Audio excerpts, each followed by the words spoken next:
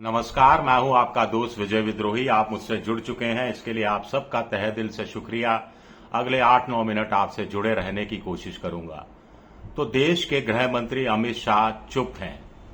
Delhi police FIR दर्ज करने से आनाकानी कर रही है। प्रधानमंत्री नरेंद्र मोदी का इंस्टाग्राम पर कोई नया वीडियो नहीं आया है।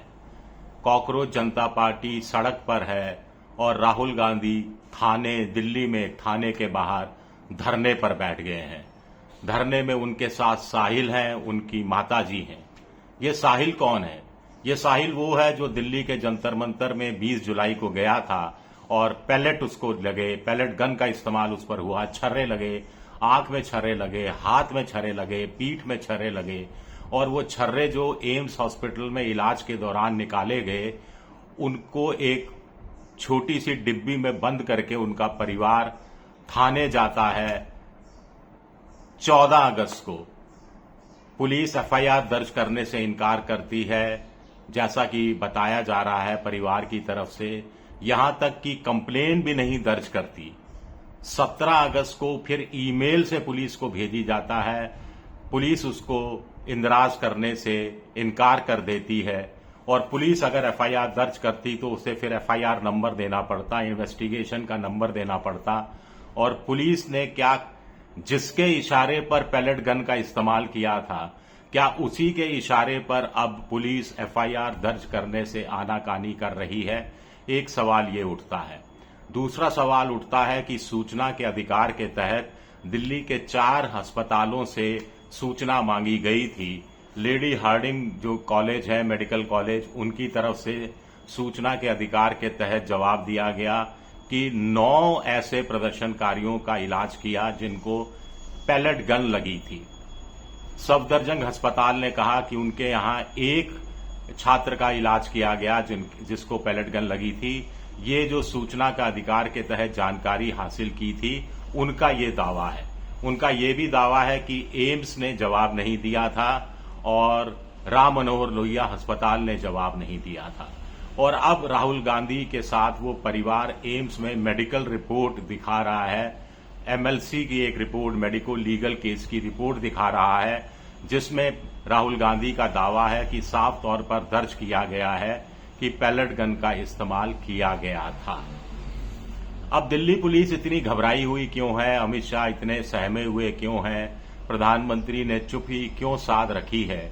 मामला सुप्रीम कोर्ट में है। सुप्रीम कोर्ट ने 5 सदस्यों की एक हाई पावर एम्पावरमेंट कमेटी का गठन किया है और दिल्ली पुलिस ने कहा कोर्ट के अंदर कि भाई हम सब कुछ बता देंगे, जब कमेटी बैठेगी और सुनवाई करेगी तब सब कुछ बता दिया जाएगा। इससे पहले अखबारों में छपता रहा कि कैसे जो सीआरपीएफ का एक जवान था रैपिड एक्शन फोर्स के तहत, उसको दिल्ली पुलिस के एक डीसीपी ने पैलेट गन और इलेक्ट्रिक शॉक वाली लाठियां दी थी, उसका इस्तेमाल उसने किया था और बैक डेट में जिसकी एंट्री भी की गई थी। जो अधिकारी हैं सीआरपीएफ के डीजी, उनकी तरफ से कहा गया कि साहब, सीआरपीएफ ही था शायद, हाँ सीआरपीएफ ही होना चाहिए, कि मैं तमाम जवाबदेही मुझ पर होगी, जवानों ने शानदार काम किया है। किरण रिजिजू दिल्ली पुलिस की तारीफ करते नहीं थक रहे हैं। कह रहे हैं कि दिल्ली पुलिस की तो तारीफ करनी चाहिए, कोई मरा नहीं, कोई सीरियसली घायल नहीं हुआ। जेपी नड्डा स्वास्थ्य मंत्री सदन के अंदर और सदन के बाहर कह रहे हैं कोई गोली चली ही नहीं। किरण रिजिजू भी यही बात कह रहे हैं। प्रधानमंत्री कार्यालय के जो मंत्री हैं डॉक्टर जितेंद्र सिंह, वो भी यही बात कह रहे हैं कि कोई गोली नहीं चली।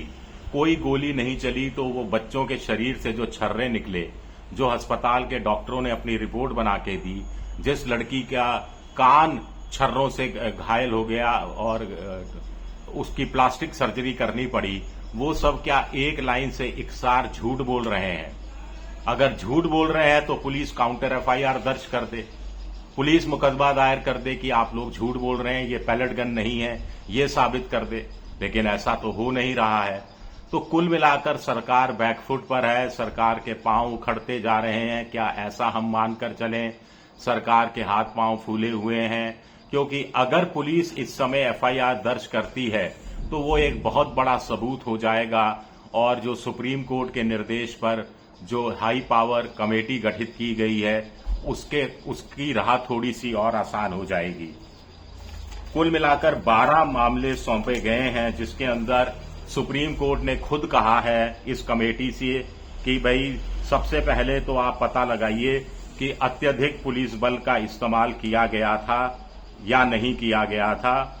महिला जो प्रदर्शनकारी थी, लड़कियां थी, बच्चे थे, बेटियां थी, उन पर जो हिंसा की गई, हरासमेंट किया गया, मोलेस्टेशन किया गया और सेकेंडरी विक्टिमाइजेशन जो किया गया उसके बारे में आप बताइए। पैलेट गन का इस्तेमाल, मेटेलिक काइनेटिक प्रोजेक्टाइल का इस्तेमाल, ये सब कैसे किया गया या नहीं किया गया, या उसके बारे में फैक्चुअल रिपोर्ट आप पेश कीजिए, तथ्यों का पता लगाइए। पुलिस के जो लोग थे उनकी क्या प्रॉपर यूनिफॉर्म में थे या सादी वर्दी में थे, उनकी नेम प्लेट गायब थी या नहीं गायब थी, जो सादी वर्दी में थे वो चेहरा छुपाकर हेलमेट से सर ढककर क्यों लाठियों से वार कर रहे थे, जिसके लिए दिल्ली पुलिस ने कहा कि ये तो स्पॉटर थे, ये तो स्पॉट करने वाले थे। ये सारी जांच सुप्रीम कोर्ट के निर्देश पर जो 5 सदस्यों की कमेटी बनाई गई है, जिसमें सुप्रीम कोर्ट के पूर्व जज आर सुभाष रेड्डी हैं और इसके अलावा पंजाब हरियाणा हाई कोर्ट के पूर्व चीफ जस्टिस रविशंकर झा हैं, दिल्ली हाई कोर्ट की पूर्व जस्टिस शैलेंद्र कौर हैं, सीबीआई के पूर्व डायरेक्टर ऋषि कुमार शुक्ला हैं और मेघालय के पूर्व डीजीपी पुलिस एलआर विश्नोई हैं। तो राहुल गांधी ने ये जिम्मा उठाया है। राहुल गांधी का ये कहना है कि हमें भटकाया गया, पहले हम एक पुलिस थाने में गए, कहा कि यहां नहीं दूसरे थाने में जाइए, दूसरे थाने ने कुछ और कहा। लीडर ऑफ अपोजिशन है राहुल गांधी। इससे पहले भी वो साहिल को सामने ला चुके हैं, उसको चश्मा उतारकर उसने दिखाया कि कैसे उसकी आंख की रोशनी करीब करीब जाती रही है। डॉक्टरों ने बहुत कम चांस बताया है कि रोशनी वापस आ सकेगी और पुलिस डिनायल मोड में है, सरकार डिनायल मोड में है। सरकार क्या अभी तक समझ नहीं पाई है कि ये जो जेन-जी का आंदोलन है, जेन अल्फा का आंदोलन है, इससे ऐसे निपटा नहीं जा सकता, जोर जबरदस्ती नहीं की जा सकती। राजस्थान से भी कोटा से खबर आ रही है, उसका वीडियो बहुत वायरल हो रहा है कि कॉकरोच जनता पार्टी के कार्यकर्ता जो स्कूलों की बदहाली देखने गए थे उन पर हमला हुआ, बीजेपी के कार्यकर्ताओं ने हमला किया, ऐसा आरोप उनकी तरफ से लगाया गया। कॉकरोच जनता पार्टी के जो आशुतोष हैं उन्होंने तो साफ तौर पर शिक्षा मंत्री मदन दिलावर पर आरोप लगाया कि उन्होंने बीजेपी के गुंडों को भेजा। तो जांच क्यों नहीं होनी चाहिए? एफआईआर दर्ज क्यों नहीं होनी चाहिए? एफआईआर दर्ज नहीं होने का कोई ठोस वजह क्यों नहीं बताई जा रही? और पहली बात यह है कि सामान्य तौर पर एफआईआर दर्ज की जानी चाहिए थी, इससे इतनी आनाकानी क्यों की जा रही है? क्या मामला फंसता नजर आ रहा है? क्या दिल्ली पुलिस को लगता है या उनके आकाओं को लगता है कि अगर इस मामले में, पैलेट के मामले में एफआईआर दर्ज हुई तो कम से कम 9 छात्र और हैं जिन पर पैलेट गन का इस्तेमाल हुआ?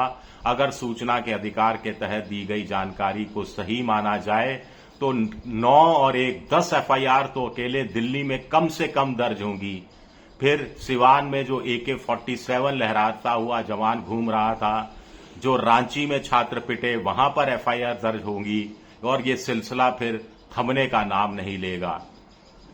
युवा पीढ़ी, चलिए जेन-जी नहीं कहते, बीजेपी वालों को जेन-जी शब्द से बड़ी एलर्जी है, वो युवा शक्ति का इस्तेमाल करते हैं। प्रधानमंत्री ने भी अपने लाल किले के उद्बोधन में 76 मिनट में करीब 45-46 बार युवा शक्ति का इस्तेमाल किया, लेकिन युवा शक्ति को आप क्या भरमा सकते हैं? आश्वासन देकर उनकी चीजें खत्म कर सकते हैं? या फिर आप कब तक सच्चाई से भागेंगे, कब तक सच्चाई से मुकरेंगे? और राहुल गांधी ने वाकई में शिकंजा और ज्यादा कस दिया है।